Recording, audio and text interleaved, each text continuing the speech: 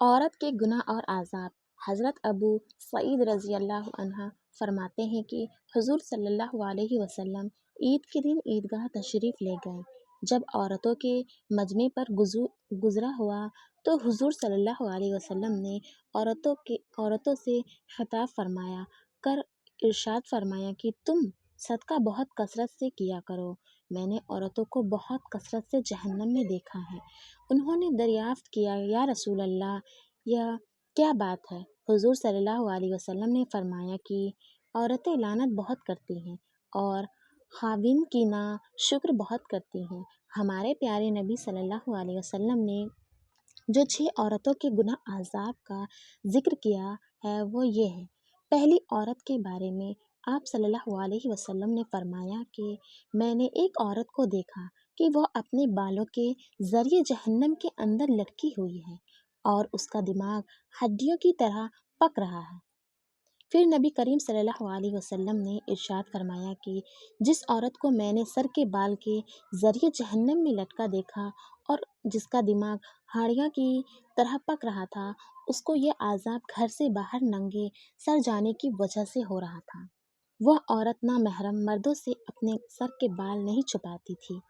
آج کل عورتیں کا بے پردہ باہر نکلنا عام ہے، اس کو گناہ سمجھتی ہی نہیں، حالانکہ شریعت نے صرف چہرے اور دونوں ہاتھ کو ہتھیلیاں اور دونوں پیروں کے سوا مکمل سطر چھپانے کا حکم دیا ہے۔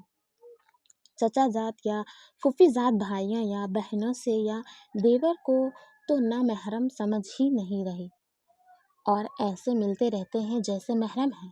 اللہ اس سے ساری خواتین کی حفاظت فرمائے، آمین۔ دوسری عورت کو اللہ کے رسول صلی اللہ علیہ وسلم نے دیکھا کہ وہ زبان کے بل جہنم کے اندر لٹکی ہوئی ہے۔ پھر آپ صلی اللہ علیہ وسلم نے فرمایا، یہ وہ عورت ہے جو زبان درازی سے اپنے شوہر کو تکلیف پہنچایا کرتی تھی۔ بعض عورتیں چھوٹی چھوٹی باتوں پر اپنی زبان سے شوہر کو تکلیف پہنچاتی ہے۔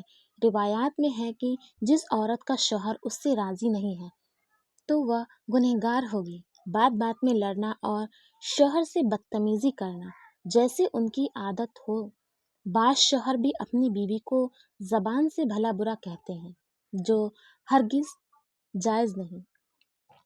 لیکن ابھی کا ذکر خواتین کے عذاب کے بارے میں ہے، لہٰذا خواتین اس سے پرہیز کریں اور اپنے شوہر کے ساتھ حسن سلوک کریں۔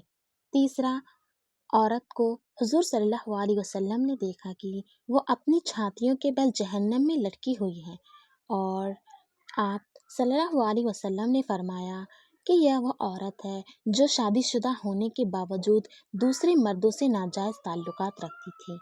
آپ صلی اللہ علیہ وسلم کا ارشاد ہے، ہائے ایمان کی ایک شخص ہے، ناجائز رشتے کی شروعات بے حیائی سے ہوتی ہے۔ ایک حیا والی خاتون جس کے اندر حیا اور اللہ کا ڈر ہو، وہ کبھی ایسا گھناؤنا کام نہیں کریں گی۔ بے پردگی اور ٹیلی ویژن بھی اس کی ایک اہم وجہ ہے۔ چوتھی عورت جس کو حضور صلی اللہ علیہ وسلم نے اس حالات میں دیکھا کہ اس کے دونوں پیر سینے سے بندھے ہوئے ہیں اور دونوں ہاتھ سر سے بندھے ہوئے ہیں، آپ صلی اللہ علیہ وسلم نے فرمایا کہ وہ عورت ہے دنیا میں جناب اور حد سے پاک صاف رہنے کا اہتمام نہیں کرتی تھی اور نماز کے ساتھ بڑی لاپرواہی کا معاملہ کرتی تھی۔ پاکی آدھا ایمان ہے، اس لیے مرد ہو یا عورت پاکی کا خیال رکھنی چاہیے۔ عورت جو حیض یا نفاس وغیرہ سے فارغ ہو تو پاک ہونے میں جلدی کرنی چاہیے۔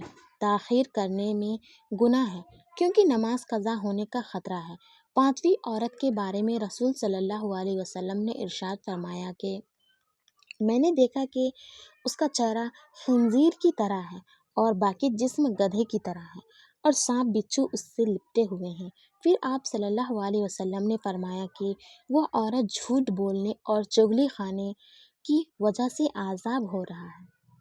جھوٹ اور چغلی اکثر خواتین میں زیادہ پائی جاتی ہے کیونکہ جہاں دو عورت بیٹھ جائے ادھر ادھر کی چغلیاں شروع ہو جاتی ہیں۔ جہنم میں عورتوں کی کثرت سے جانے کی ایک وجہ یہ بھی ہے۔ چھٹی عورت جس کو اللہ کے رسول صلی اللہ علیہ وسلم نے اس حالات میں دیکھا کہ وہ کتے کی شکل میں ہے اور اس کے منہ سے آگ داخل ہو رہی ہے اور پاخانے کے راستے سے آگ باہر نکل رہی ہے اور فرشتے جہنم کے گرز سے اس کو مار رہے ہیں، اور آپ صلی اللہ علیہ وسلم نے فرمایا اس عورت کو یہ عذاب 2 گناہوں کی وجہ سے ہو رہا تھا، ایک تو حسد کرنے کی وجہ سے اور دوسرا احسان جتانے کی وجہ سے۔